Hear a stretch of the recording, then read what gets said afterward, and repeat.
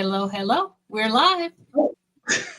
Hi, well, welcome everyone to another Facebook Live with Dr. Nelva Bryant. I'm Greta Russo, and this is Dr. Bryant. Dr. Hi. Bryant, please introduce yourself to everyone. Hi there, everyone. I'm Dr. Nelva Bryant. I'm a veterinarian and I work in the airline industry. I work on staff with Delta Airlines and I've been with them since 2018 timeframe and brought on staff to help review and revise the policies for animal transportation.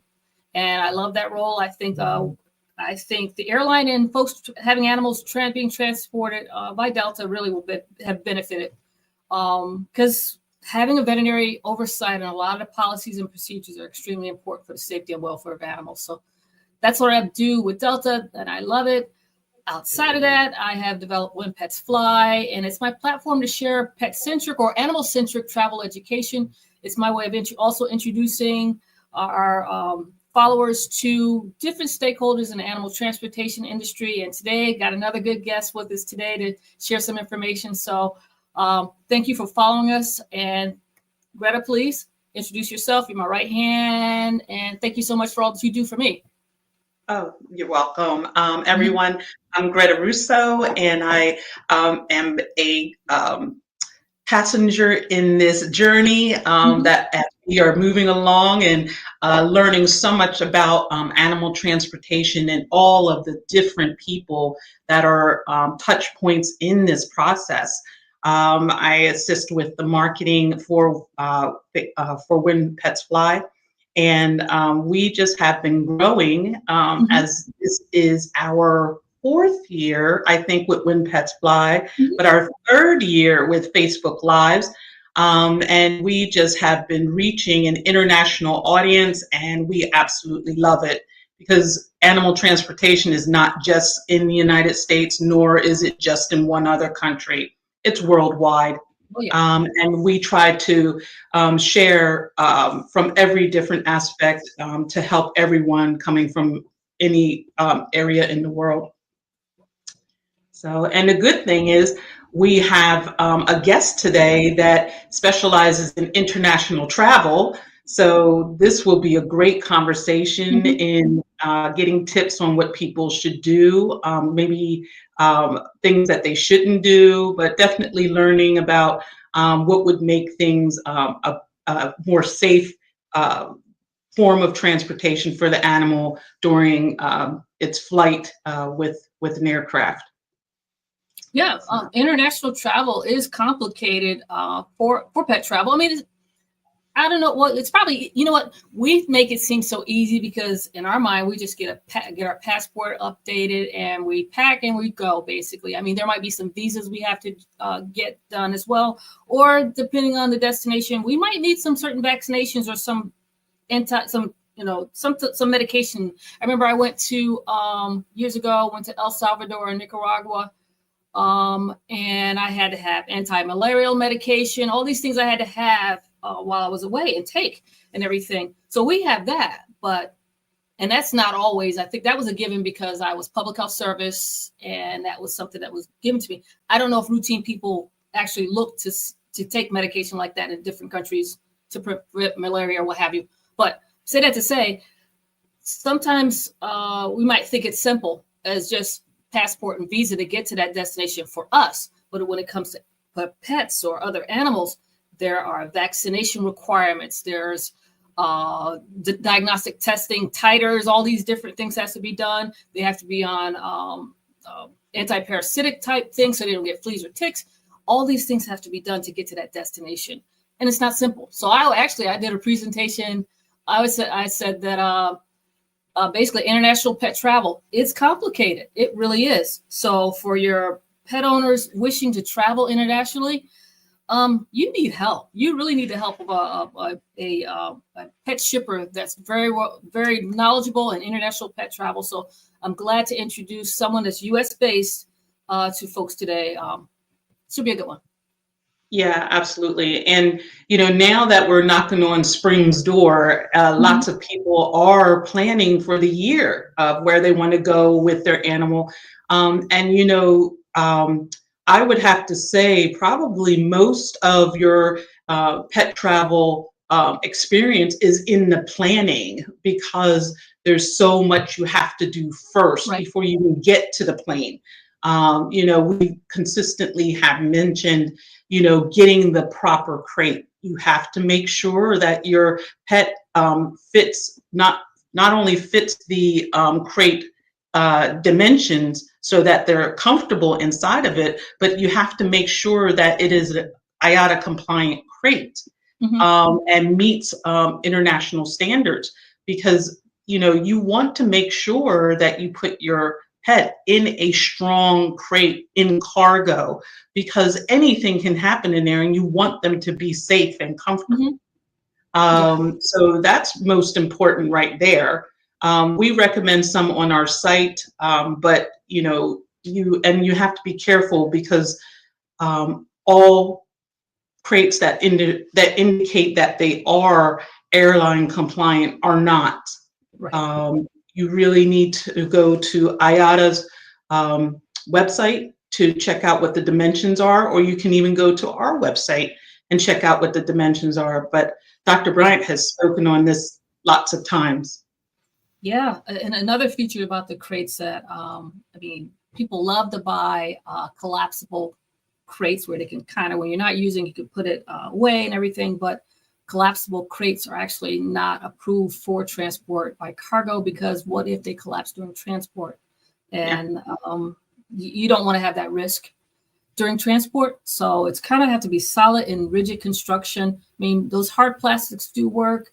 There's even some that they construct out of wood, but it has to be a solid construction with it.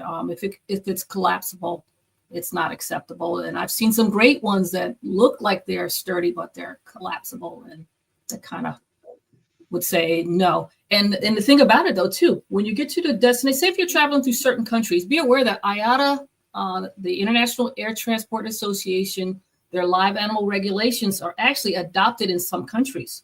So upon arrival to a country, say, I don't know, Amsterdam, London, Heathrow, you arrive in there, and if you don't meet the requirements, that crate doesn't meet the requirements, they can require that you purchase a crate that does, say if it's transferred there and it's going to move on to another destination, they'll require that you purchase another crate that meets IATA standards before moving forward.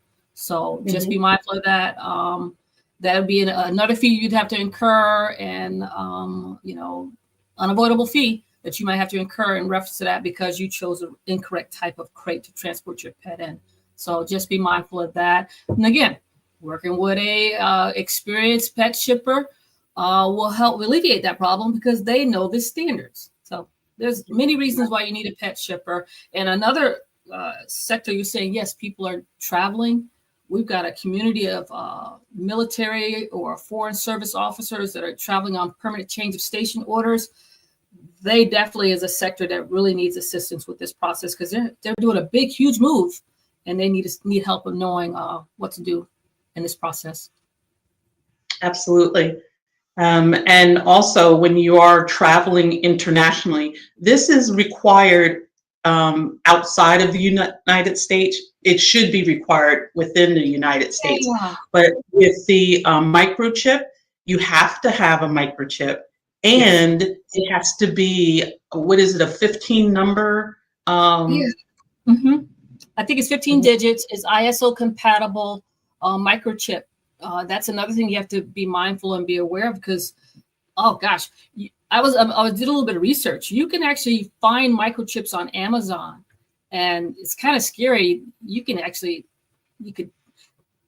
Anyone can do it. Anyone can inject it, but I wouldn't recommend it, of course. You need to be trained and skilled in knowing what you're doing as far as injecting anything into an animal. So I would say either some veterinary background is definitely needed to do that, but they sell that on Amazon. You can buy it, but guess what? It may not be ISO compatible, may not have the 15 digits that you mentioned, Greta, and everything. So work with your veterinarian, get your pet microchipped. It's definitely for pet travel. It's a necessity for traveling internationally, because most countries will want a microchip, and that's how they identify the animals. Because you imagine this, how many black colored black labs there could be that's named, I don't know, Onyx. There could be plenty of them out there that way, and you can't just say, well, that's my dog, and they want to truly identify that pet and it's through that microchip number. So that's why it's important for travel and many other things here in the U.S. We need to actually start integrating that more too, and a lot of things we do for identification purposes. Say if your pet gets lost, and you can hopefully get it retrieved faster if it's microchipped, and a microchip has to be registered too as well. So, but yeah, that's extremely important for pet travel. Absolutely. Well, let's bring our friend Brett Furlong in so we can get this conversation going. Mm-hmm. Hey, guys. Hey. Hi, Brett. How are you? Doing very well. How are you guys? Doing great. So glad to have you. So glad that we finally got to meet face to face. I just have to miss you, Greta. Finally got to meet face to face during Pet Connect. So thank you so much. Yeah, I'm really happy about it's great that. to be out there. Mm-hmm. Well, Brett, before we get started, I'm going to read your bio to everyone so that they know who you are, and then we can start our conversation. So, Brett Furlong is passionate about raising the bar in pet transportation through the companies he leads. Brett has traveled extensively doing humanitarian work in Africa, Asia, South America, and throughout the United States. And during this travel, he saw how pets were traveling and thought it could be done better. Also, during his 3 years living, traveling, and working with his family and 2 dogs in an RV, he saw how important it was to keep the family together, even when you have to move somewhere new. Brett brought together leaders in pet handling and transportation and developed Starwood Pet Travel to be the premier transport company dedicated 100% to pets. By leveraging technology and amazing customer service, Starwood Pet Travel continues to lead the industry in customer reviews and volume. Everyone, please help me welcome Brett Furlong from Starwood Pet Travel. Thanks, guys. Good to have you. Perfect. It's always nice to hear your bio and reflect back on things. So. I know. It's amazing. You've done some amazing things. Really amazing things. Well, I can't believe he traveled with a full family and two dogs in an RV. How was that? Yeah. Oh, we loved it. We had 2 golden retrievers and lived in an RV for 3 years, and we have 3 kids and took them to every state in the U.S. and every province and territory in Canada. So it was a great couple of years. Wow. That's fantastic. Like having a tiny home on the road. You guys were just traveling to different locations. That's wonderful. Yeah, it was great. No, that's wonderful. Well, Brett, please tell us about yourself and Starwood Pet Travel, and I believe My Pet Cat. Yeah, so as you mentioned, I did a lot of humanitarian work before I came into Starwood. Worked nonprofit for 13 years and found myself at a lot of the world crises, be it HIV and AIDS pandemic in Uganda, the Haiti earthquake, September 11th in New York City, and Kosovo crisis in Eastern Europe. And I just saw that there was so much, distress in those moments, but then, how pets were also handled and left in some of these moments when people had no options but to get out of, areas. And I saw how pets were traveling, and I just felt like, the adage, no news is good news about what's going on while your pet's moving and things. And I kept thinking of my own pets. And I felt like, I don't know if I would have my pets travel if I needed them. But I knew like our pets were part of our family. They were a huge piece of our family. And so when I came into Starwood over 10 years ago, I was like, we have to start working with airlines, working with governments, and starting to raise the bar of how pets travel.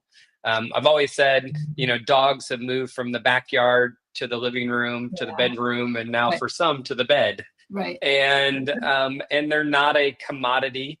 And so we need to make sure that pets are handled and transported the way that I would want my 2 dogs transported. And so, so I've had the privilege of being one of the owners at Starwood and running it as a CEO, and we've built a phenomenal team.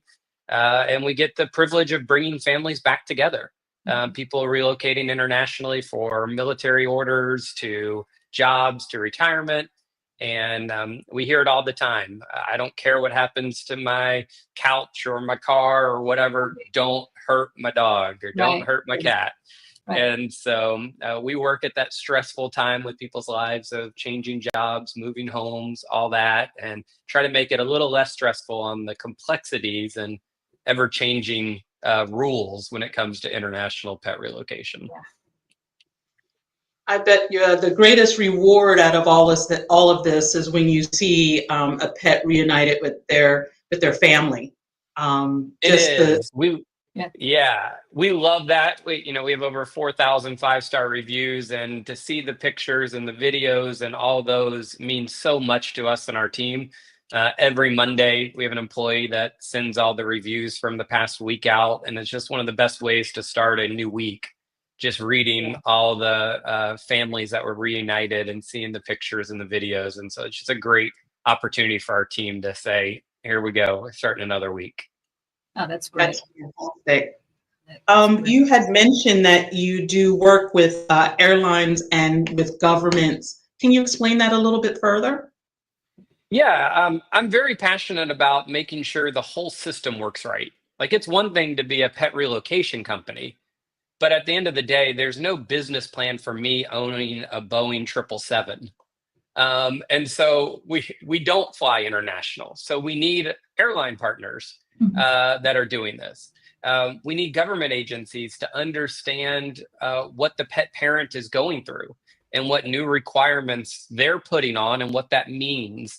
And so I travel once a year to all of our main locations internationally. And I meet with the airlines. I review their facilities if our pets are transiting those areas. I meet with government officials. If the country like Australia has quarantine, I meet with the quarantine staff, all to make sure that each part of the transportation is done according to the level that we would expect. And I continually use my pets as that level. And we will not fly into an area or move pets into an area that we've not checked on and not firsthand reviewed how those cargo facilities are handling pets, where they go, if there is transit, how they're being transited. And so those pieces are so crucial. So as my sales team talk to potential customers, they're able to say that, the owner of the company has been there. We've seen it. I was just in Qatar last month with Qatar Airlines and reviewing their new facility that they just built in Doha. And, those pieces are really important to me. So we can, I bring a videographer with us. We take a lot of video to help pet parents understand what's it going to be like to transit Frankfurt on Lufthansa Airlines, or Doha on Qatar, or, how's it coming into Australia on Qantas. And so those pieces are really important for me. No, that's fantastic. Mm-hmm. You have the opportunity and talk about going above and beyond. Yeah. But though, you make me think of, again, we had this conversation with Beth Shuetti of the ARC at JFK. If we could just have more facilities, maybe if we had more government oversight so that we can have facilities like this in the U.S., because we don't have any government-run facility like that here for pets. Or actually, they do things for birds, of course. They do things for horses and cattle, quarantining and stuff like with them. But for your routine dogs and cats, it's hard in the US. And I think, we work with a lot of our international partners to help them understand, because most countries have one major airport. And so if you're going to England, most pets are going through Heathrow. If you're going to South Africa, most are going to Johannesburg. If you're going to Australia, they're all going to Melbourne. United States, there's a lot. And Boston Airport to Seattle Airport is not close. Right. And so we've worked, I've worked extensively over the years with American Airlines and trying to help them understand pets transiting, what is required, what would be, what we see internationally from the facility I just toured in Doha. And it's just, and our international carriers really want it. They want facilities in the States. But, it's really getting, our domestic carriers, which by volume is American, on a domestic, from a cargo product side, and getting them on board of having these facilities, because the volume just isn't there on the international ones alone. And so you really got to get the domestic partners involved. We were going to test actually in Dallas, the facility. We actually helped in the planning stages in the beginning with the ARC, with Beth and John. And so it is a big passion of ours to have transit facilities in the States. I don't think our airlines are there yet. I was even meeting, I think it was about 2 years ago in Atlanta with Delta on that as well. And it will take a lot of resources to get fully operational in every major port. And I think that's another hard thing for our domestic carriers. They each have a flagship location, be it Atlanta for Delta, be it Right. Dallas for American. It's hard for them to work different in different stations. So it's hard for Chicago to work different than Seattle, to work different than Miami, to work different than Phoenix.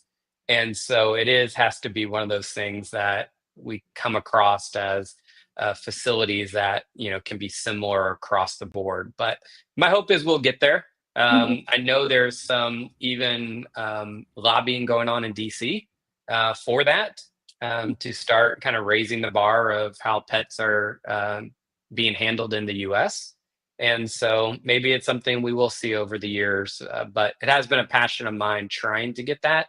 And that's why we have been to every facility internationally to make sure we see what works, what doesn't work on that side.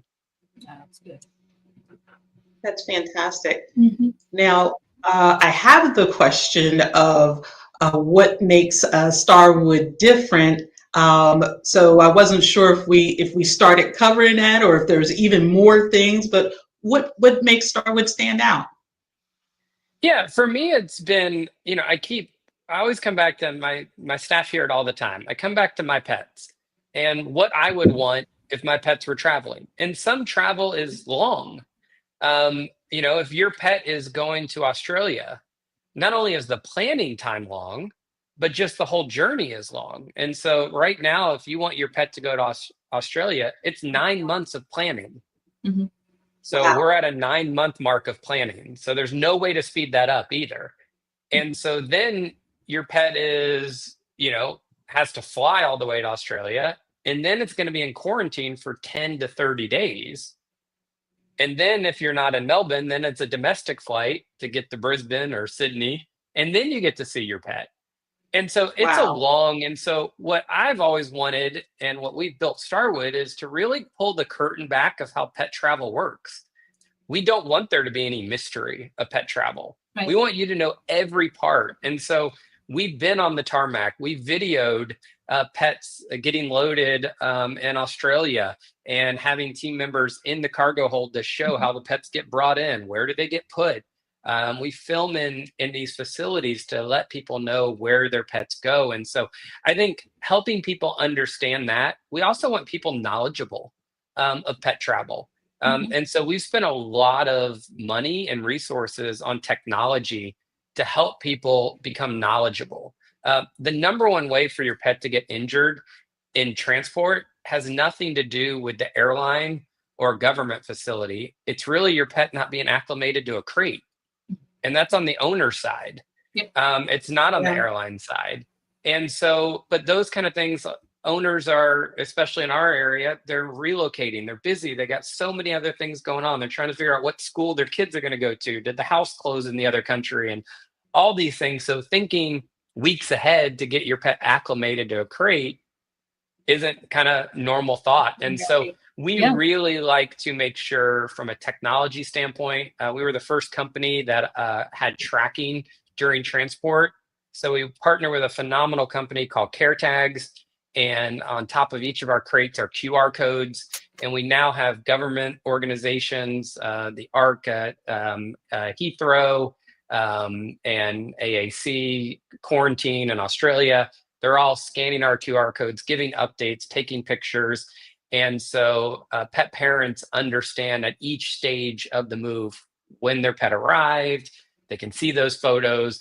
And that's just what I would want.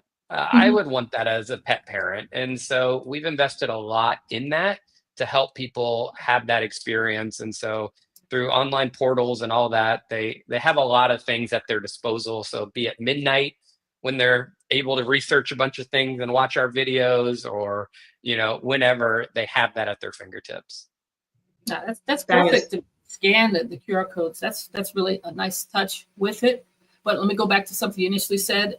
There's an aspect of pet travel. Again, I know they're juggling all the different things, packing a house up, all the things you have to consider making a major move like that.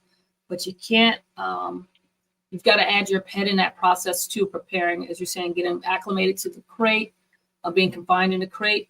Then also, I'm sure you share as far as the IATA compliance, making sure it's a compliant crate and the appropriate size for your pet too as well.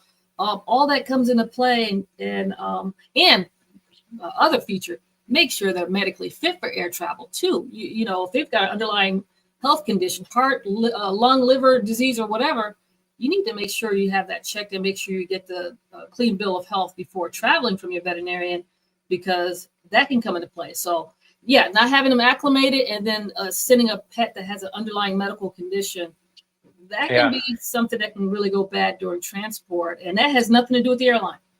Yeah, and it's hard because I think we're keeping pets alive much longer, and technology's come a long way, and so pets are living longer, and so relocation and travel is stressful. I travel a lot. It's stressful on humans. Just sit and watch people walking past you at an airport. Right. Like watch them in the security line. It's stressful. Right. It can be stressful on pets too. And so you absolutely want to make sure your pet's in good health. And so we actually put pets in, we call them 3 buckets. And so if it's a certain breed, a snub-nosed breed, that goes in a bucket. If it's a geriatric pet, and the geriatric is based off the breed, not an age. And so because a Great Dane's geriatric level is different than a cockapoo. Right. And then we also look at the pre-existing, and we require a separate vet visit if your pet falls into one of those, and to have the conversation, because at the end of the day, we're kind of the travel agent. We're not the vet. And so we're a piece of this puzzle, but we're not the whole puzzle. And so we can't be the one to say the underlying condition is good and your pet will do great. That's the conversation for your vet and you to have, just as we're not the airline and we partner with the airline. Pet travel is a group of partnerships, right? And each of us have a very specific role. And back on the crate, I think the hard thing with crates is, to your point earlier that you said, is there's a lot that you can find on Amazon that aren't airline compliant, even though they say they are. Right. And we even have some that have come in from other countries that are compliant in their country, and they are moving back, and it is not compliant to leave the United States. Right. And so, we see that as the number one cause of a delayed move, because a couple factors: if you get there and the crate's not compliant, then the pet can't fly. And so then you're racing around trying to find another crate. Airports don't have crates sitting there. So then you're trying to get another crate. It changes the price of your move because cargo rates are based off of size. And so if your crate has to go up in size, then the cost of your pet's flight now has changed. And customers don't always realize that, because we think of our own travel. And no matter what size we are, we buy a seat. And the seat is, if you want first class, you're going to pay more. But if you don't, but a seat is a seat. Where for pets, that's not the case. It's dimensional volume. It's the size of the crate. And so if we're changing the size of the crate, then the ticket has changed. Right. And so those are the things that we really feel passionate about educating, because it is true. Like, no matter how much stress you have in your life, these weeks of prep leading in are still really important for your pet, because they feed off of our stress.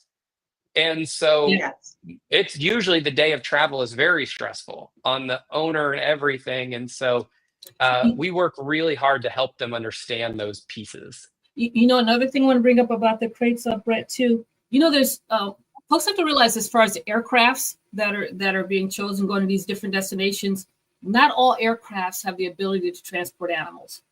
That's one thing folks have to understand. So you might have a passenger aircraft that say, there's a passenger aircraft that goes to that destination, but they may not have the ability to transport animals by cargo, because maybe that actually aircraft, their ventilation hole is, their cargo hold is not ventilated, or it may not be temperature controlled. So just don't think that every single aircraft can transport an animal. So that's number one. Especially for the big dogs. Cargo doors don't open up big enough. That's the second point I was going to make.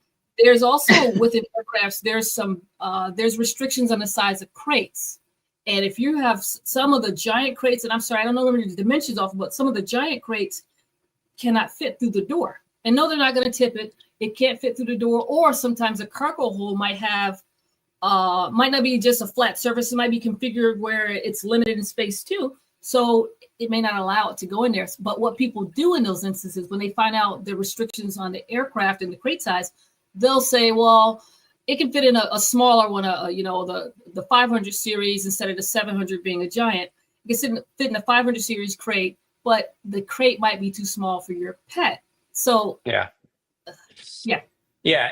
pet safety is our number one concern. And if we require a larger crate, we don't make more money off the crate being bigger and the air freight being more expensive. We want what's best for your pet. And we've seen horrible pictures of pets trying to be jammed into smaller crates. And at the end of the day, we all want our industry to be a very safe industry for pets to move internationally. And a crate is a major piece of that. The documents, all these are big components of it. So we need them all to work together on that. So that's one of the big things we see our role as being a reputable company is to make sure the hundreds of pets we have moving every month, that we don't have rejections, we don't have denials at tender, because we have done our stuff. We send every customer a crate sizing huge poster, because pet parents have the hardest time getting their pet, to measure each one. And so we literally have every crate dimension drawn on a massive poster that they put on the wall, and they put their pet next to it.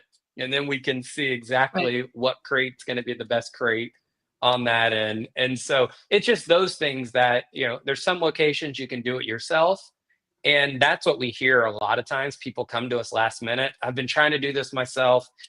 I messed up this document, and can you save us? Can you fix it? And we're like, if you would have come to us in the beginning, we would have had everything good, but now we're playing catch up. And so. No. So I got a question. You both talked about something really, really important, and making sure that the number one, the pet parent is making sure their pet fits in the crate. Okay, so now let's say the pet parent did everything perfect. They went and found an IATA compliant crate. They spent the extra money. They gave the dog some room so it can stand up and move around. And now they find the first hurdle they get to is not every airline will take this size crate. Let's pretend they have either a Great Dane, or let's pretend they have a Saint Bernard. So when they run into that first hurdle of, oh, I'm sorry, our airline won't be able to fit that crate, what is the next step? Because the first step I'm thinking is they probably would try to fit their dog into a smaller crate, so it will go on that airline. But we don't want them to do that. So what is the next step? Well, so we talk two ways: domestic and then international. Domestic in the United States is extremely limited for large dogs. The options are extremely limited. In the United States, we don't fly many wide body aircraft. And those are the larger aircraft you see internationally, Boeing 777s, A350s, those kind of aircrafts. And those are the aircrafts that can take large pets. Domestically, we're flying smaller planes. And so, there's a lot that will only take up to a 400 series kennel. And that's the highest. And so that, my golden retrievers would not fit into a 400. And so you're then looking at, I know Alaskan can take up to what's called a PP60 on some of theirs, or PP90, sorry, on some of theirs, which is a little bit bigger. And so potentially a small to medium sized golden could fit into that, but then you're only able to fly on the routing Alaska would have. Right. American has very limited wide body routes in the United States, and that would only be hub to hub. And so you're talking Miami to Dallas, Dallas to Chicago. And so it is it's a tough thing if you're thinking domestically. We always tell our international customers, if you require a domestic flight in the United States, that's actually probably your most difficult part of your pet's move, is figuring out how to get your pet on a domestic flight. And so a lot of pets have to drive if it's a larger size, because if you have to get into a custom crate for like a Great Dane, then you're really stuck on a ground transportation option only with our current carriers that are flying pets and cargo. Most international aircraft that are flying out of the United States to Europe, South America, will take all the larger size crates because the aircraft they're using are large, international aircrafts. But I would definitely find that out before you go in and buy a crate. Figure out. Yeah, I know airlines have online bookings now domestically. And so you can go online and see if there are routings available. But I would definitely figure out your routing before spending a lot of money, because ground transport might have different rules for the kind of crates they want. If you hire a company that already has crates in their vehicles, they don't want your crate. So you don't want to waste your money on things. So I would always start with, if you're domestic. International, I always say call a reputable company. And sadly, there's a lot of scams out there. And so there's a trade group called IPATA, and you're welcome to go to their website, ipata.org, and do find a pet shipper. But there are a lot of scams. So I always tell people the best way is look at reviews. Scam sites don't have reviews. And so look at reviews, make sure they're recent, not from years ago. Check to see that there's enough recent reviews out there. And then always make sure you're checking where communication is coming from. I can't tell you how many times scammers have copied our website and bought domains that are similar to ours. So Starwood Pet with 2 T's.com or Starwood Pets with 2 S's. And so they try to act like our company, and people get emails from like Gmail accounts and asked to Zelle money. And so it costs a lot to be a reputable company, but like we only accept credit cards from our customers. And that's purely for their protection, because they can go back to their credit card and get the money back if we scam them. But when you're doing Zelles and ACH transfers, you can't get your money back. And so we pay hundreds of thousands of dollars a year in credit card processing fees, but it's what we have to do to make sure customers feel safe and that it is a secure transaction. And so those are the things from an international. Find a company you trust, talk to your friends if they've also relocated. Who did they use? Did they have a good experience? And then they'll help you figure out the routings, because that's one of the first things our team does.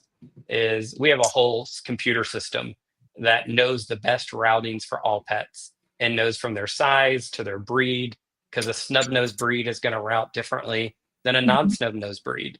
And so, there's no airlines that from the United States to London that will take a snub directly. And so they all have to go through Frankfurt on Lufthansa. And so we have a whole routing system that knows the best route for every single pet based off your location, where you're going, their breed, time of year. There's a lot of heat restrictions that come in the summer with airlines. And so all those things, that's what a good company would do for you. That's outstanding. So there's a lot of things I can think of, but first thing on top of my mind is, okay, where are you located? I mean, does it matter if I'm here in Atlanta, Georgia, and I want to go to Amsterdam? Does it matter where I'm located as far as getting services from Starwood? Yeah, so that was a passion of mine because the United States is so big. Historically, our industry is, it's a company that's at one airport.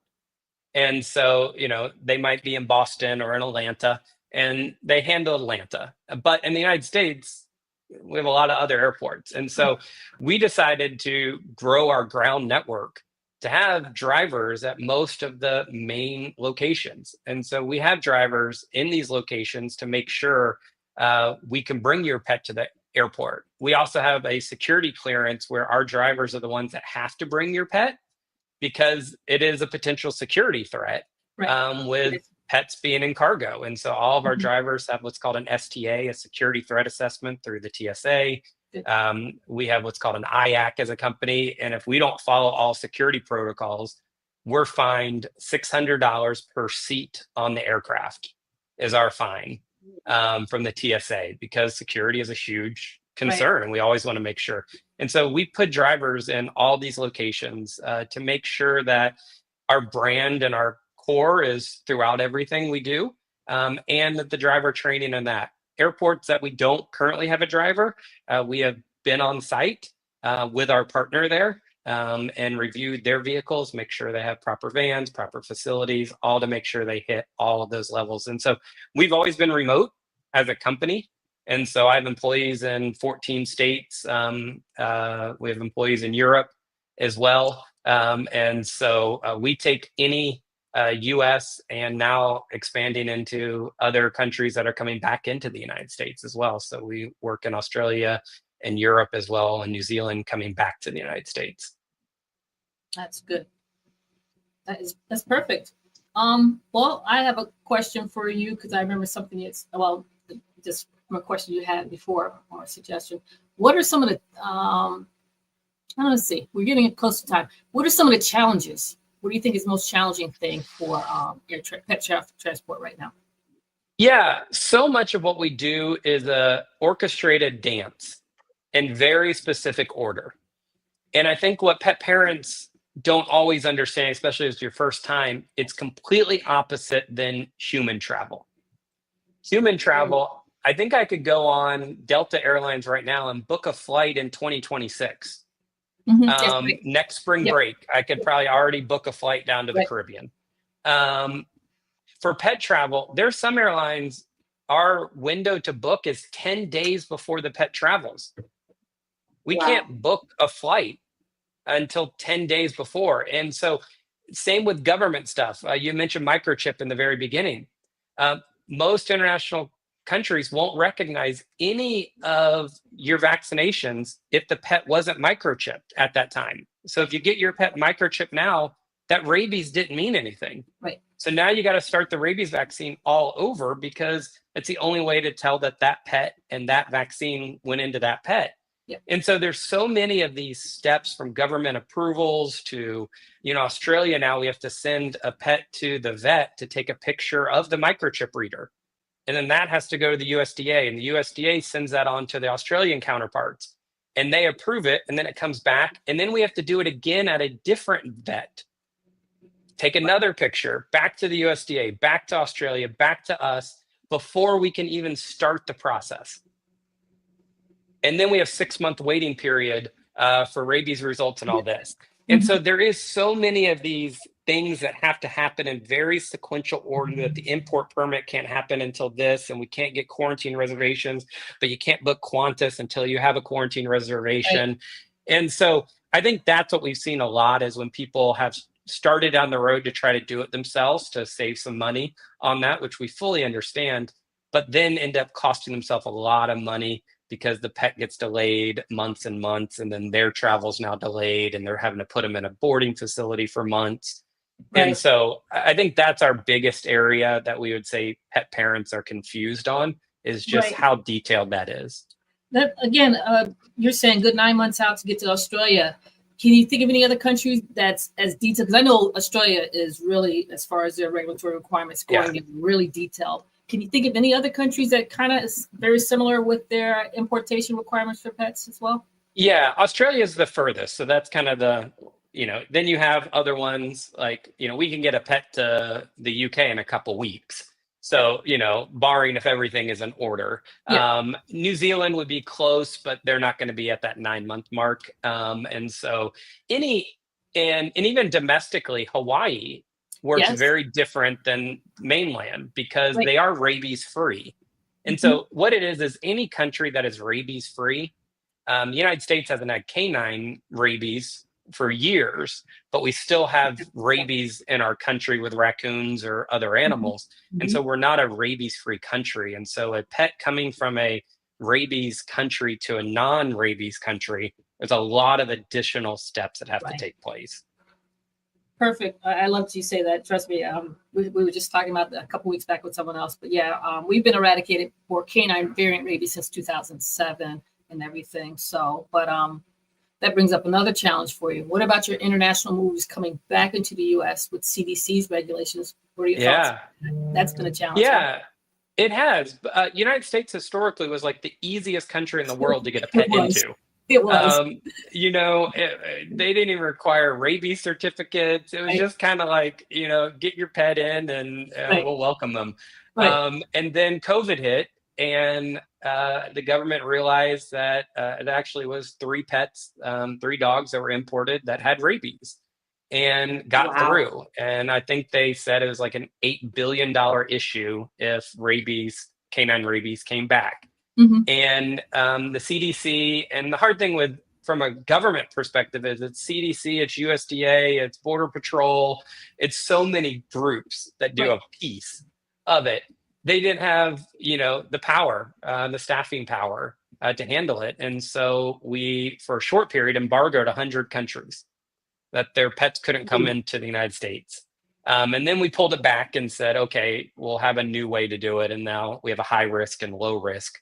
And now all pets have to do an import permit. Luckily, the import permit is instantaneous.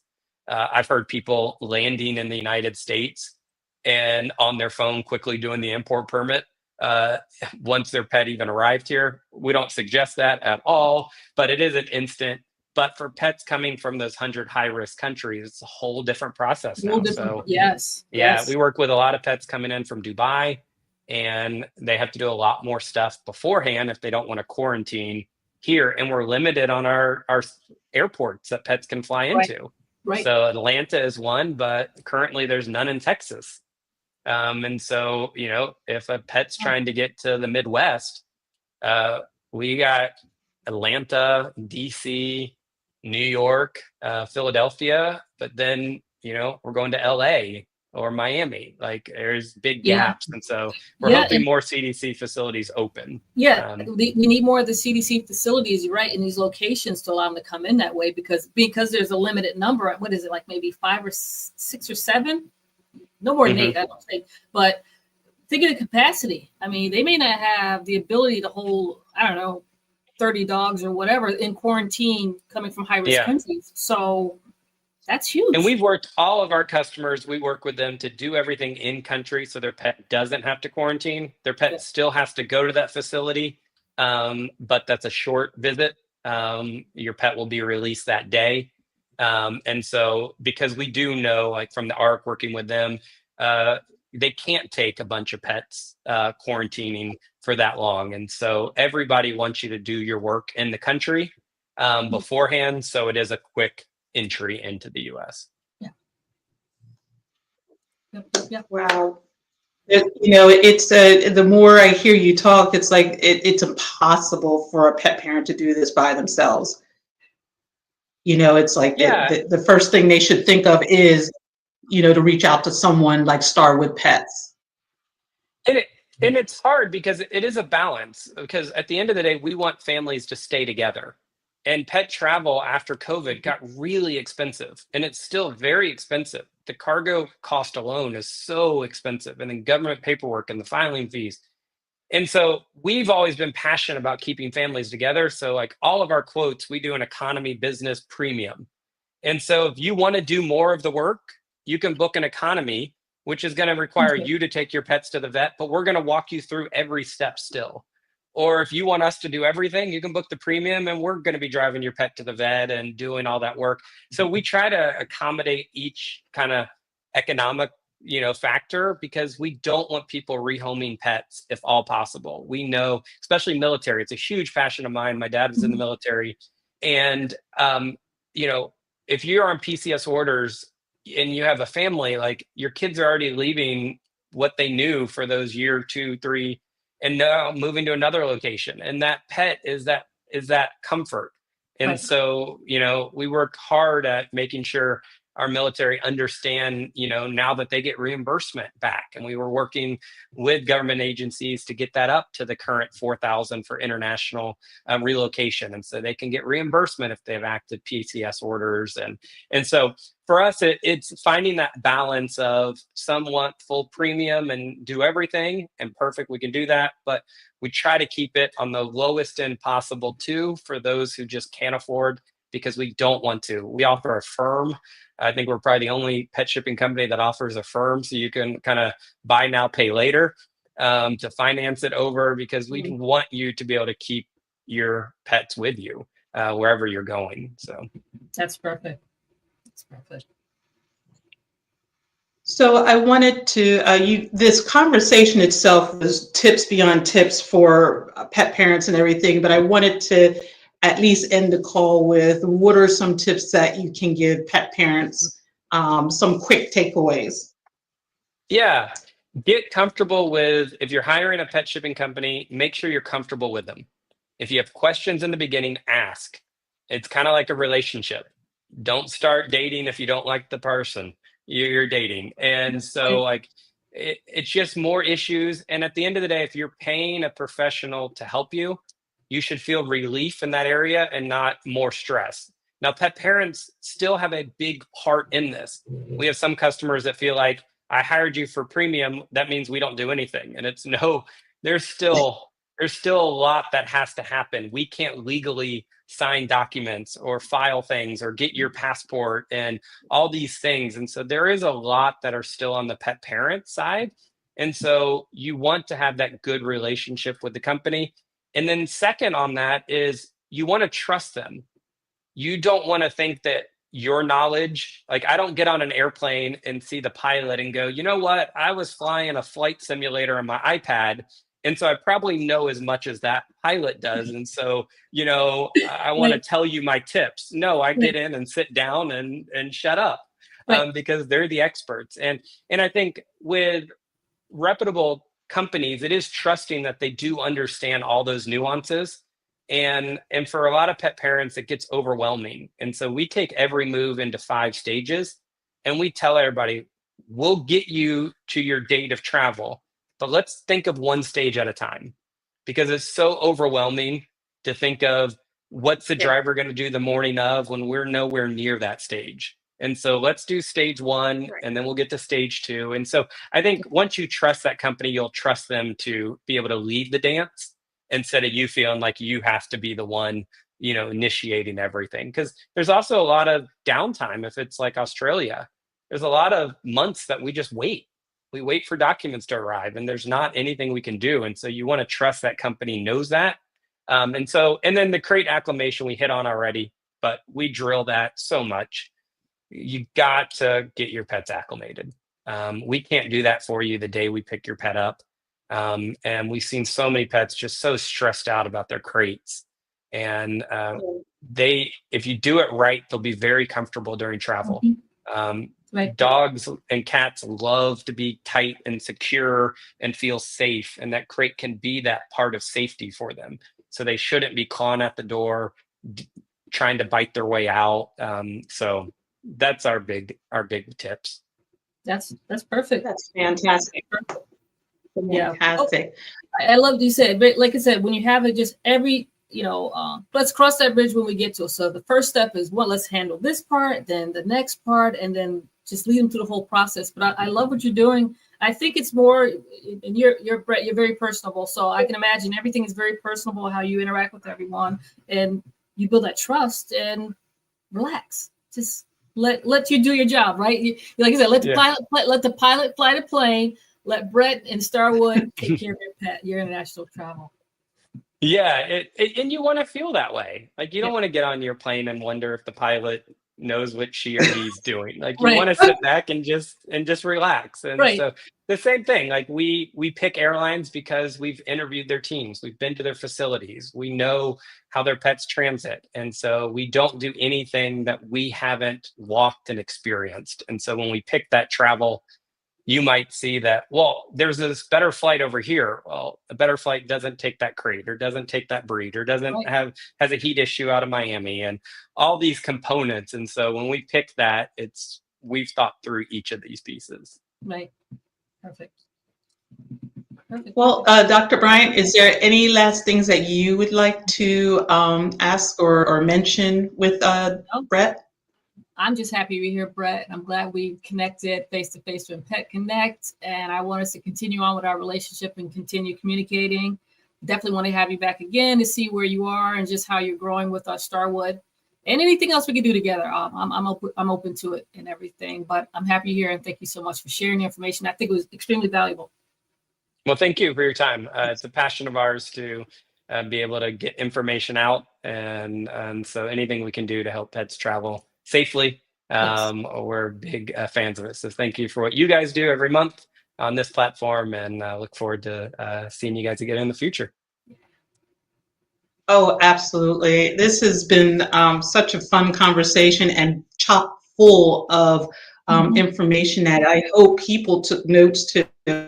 When I post things on social media, I'm like, I hope you go and take notes because this was just fun and filled with information for folks to know.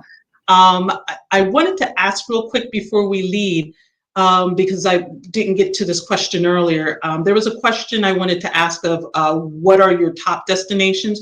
But besides that, does your company book all destinations, or are there only certain areas? Great question. So top destinations for us would be UK, Australia, New Zealand, the rest of the EU. Hawaii we consider international because of the different rules. And so those would be top destinations on our side. We don't transport pets everywhere in the world. And so there are certain locations that we have not gone to, or airlines that we'd have to use to get there that we've not kind of walked through that process. And so our team is really good at, if it is a location that we don't service, we get you that information right away, so you're not waiting on us. We point you in a direction of where you can find somebody that can help you. But most locations people are traveling to from the United States, we do cover. And we're passionate about getting pricing and those kind of things out very quickly to you, so you can make those decisions, because we know it's something you want to check off your list pretty quick of finding that professional. Fantastic. Well, this has been an exciting Facebook Live with Dr. Nelva Bryant and our special guest, Brett Furlong from Starwood Pets. I want to thank everybody for joining us today. And let's see, we had real quick, we had lots of people joining us, and we had one person giving us a comment. And just so that you know, Top Dog Canine Foundation, they also do ground transportation in the United States. So they enjoyed our conversation thoroughly with a little, I think that's a thumbs up or a wave. I can't quite see it, but I wanted to just point out that you are definitely speaking a language that is reaching a lot of folk. So thank you again, everyone, for joining us on another Facebook Live with Dr. Nelva Bryant.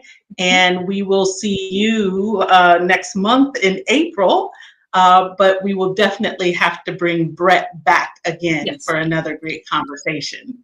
So until then, you all have a great weekend, and we look forward to seeing you on our next live. Bye-bye. Thanks, guys. Yeah. Don't leave, Brett. Hold on.